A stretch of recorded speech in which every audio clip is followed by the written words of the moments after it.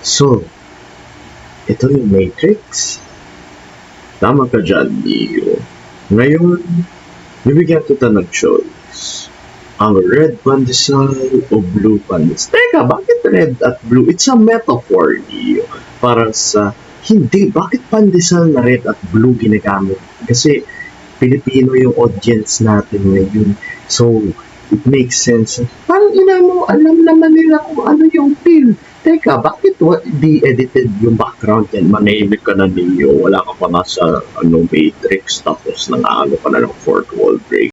Teka, ano yung fourth wall? Ay, manahimik ka na. Manahimik ka na. Ito tayo ngayon.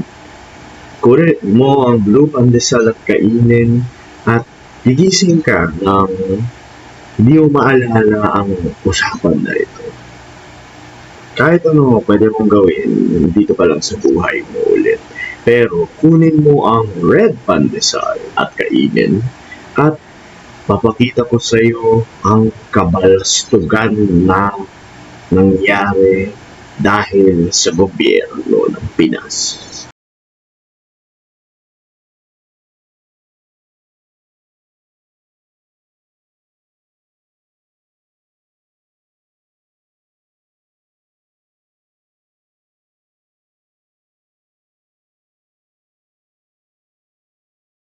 Alalahanin mo, Neo, ang nihandog ko lang sa iyo ang katotohanan.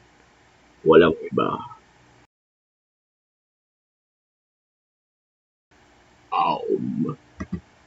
Okay, kinain ko na.